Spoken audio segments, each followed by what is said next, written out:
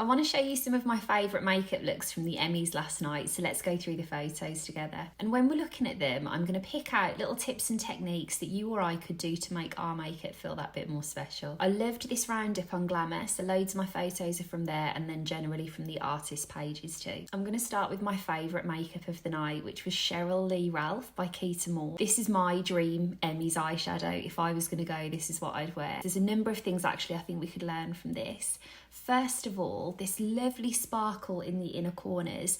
If you love the idea of glitter but you find it a bit intimidating, this is a really lovely way to work it into your routine. Also, if your eyes are maybe a little bit more closed or you don't have as much lid space, really utilising that space in the inner corners gives you the chance to have a pop of sparkle in your makeup. Something I would recommend if you're wearing something glittery, you can see here Cheryl's liner is really jet black.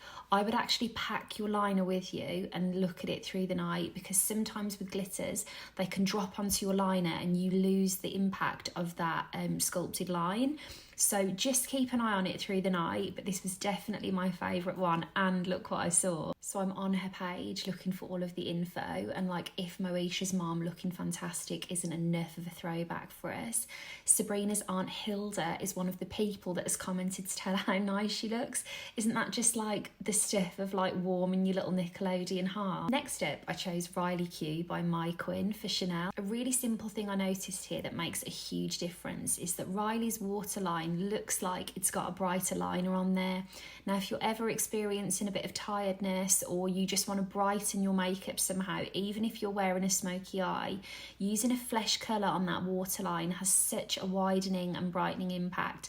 And I definitely think here, if anything, the contrast of that liner with the smokiness just made everything pop even more. Now, a really big theme last night across loads of people's beauty looks was statement lips. So many people went for a bright colour. There were a lot of deep colours like Selena's here. So let me go through them and give you some ideas of how you could work it into a full look if you're thinking of trying a new lip colour. Hung Van Gogh did Selena here and this beautiful berry lip.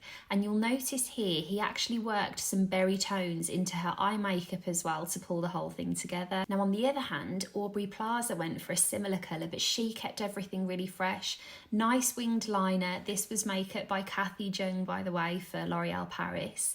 And really keeping everything else clean drew more attention to the lips. Side note, but I just had to show you, when I first woke up this morning and opened my phone, this was the first photo I saw, and I actually thought this was her outfit, which, to be fair, Aubrey Plaza seems like a laugh, so I wouldn't have put this past her. Here's Padma Lakshmi by Bob Scott in a really fresh pink. This was another look that I absolutely loved. Do you remember years ago when Cheryl Cole went to, it was probably the Brits, and she had that like neon yellow dress on and the really bright pink lip? This reminded me of that. At first, when I first looked at it, I thought, gosh, isn't that lovely? This lovely bright lip contrasting with the dress.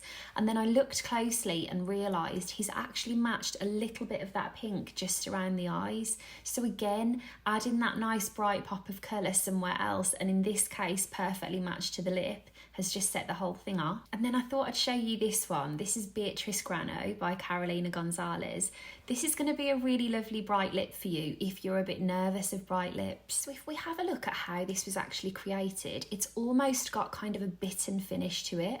There's a real density of lipstick in the inner lips, and then the outside is more of a blurred end. So if you've got a brighter colour that you're thinking of experimenting with, this could be a really lovely way to make it appear softer. And then it looked to me, if I go back, that then she's put gloss on top of that. So you've got all the pigment, you get that lovely saturation of red, but actually it feels a bit more carefree, it's nice and glossy, and it'll wear a bit less noticeably through the day. Whereas like the lip I've got on today, which has a really dense outer edge, is going to kind of feather through the night. There's a reason why I'm keeping myself really tiny in this video. Now I'm going to take us back to eyes for a minute. This is Laverne Cox by Deja Smith. To be honest with you, all this week I've been keeping an eye. There's so many things going on in Hollywood, like awards ceremonies, things like that. Lots of the makeups have been really, really fresh and like enhancing your natural beauty, and that's great. Like there's been some really pretty makeups, but I've been gasping for a bit of like vivid colour or some fun. And what I really love about this makeup is that it's fun.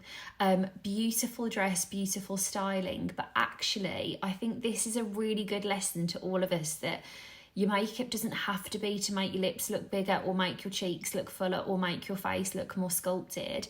This is just a beautiful look on a beautiful girl, and that's the end of that. Again, you'll notice, a little bit like earlier on, the inner corner appears to be where the most vivid, bright colour is, and that has the impact of really widening and brightening the eyes too. Now we've got Jennifer Coolidge by Hung Van Gogh. When I was picking all the people for this video, I kept thinking to myself, are you just picking them because you love them, or are you genuinely mad about the makeup? And don't get me wrong, I am just picking Jennifer because I love her, but also I think there is a crucial lesson that we can learn from her makeup. Over the years doing makeup, making video content, one of the things that comes up the most often is people explaining to me that they don't feel empowered to wear certain makeup looks or shapes or colours because of the shape of their eyes. In particular, if they maybe have not as much lid space, which would be the same kind of shape as Jennifer's eyes. What this makeup shows you is that if you get yourself out of the headspace of just following the natural lines of your eyes and put things in different places, you can wear any makeup you want and achieve any look you want. So what Hung has done here is taken a lovely mushroom colour slightly further down her lower lash line, taken it around here, taken dark shadows to create this winged look. She has got this full smoky eye that doesn't fit the natural lines of her eyes, say, but brightens them, widens them, gives you this lovely smoky intensity, and you can see all of those colours loud and clear. So think about that the next time you tell yourself you can't wear something. I could honestly do a whole separate video about how much I love yellow jackets and what they all wore, but I'm going to stick to Christina Ricci, who, by the way, has had so many lovely makeups this week and has been experimenting with all these different colours, because obviously there's so many different things on in Hollywood this week.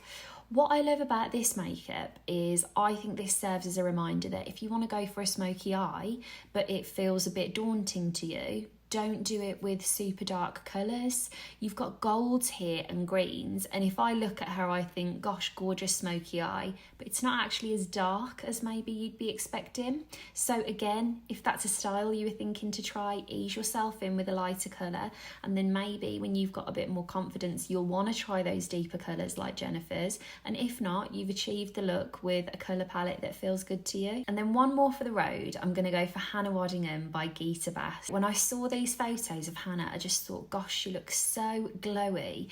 And I think these photos serve as a real reminder that even if you're not used to wearing it or it's not your thing, if you have a special occasion, a little touch of highlighter can make your photos look really extra special. She just looks so fresh and healthy. And another time this could come in handy actually is if for whatever reason you're not getting the most sleep. We all have those times, whatever is going on for you.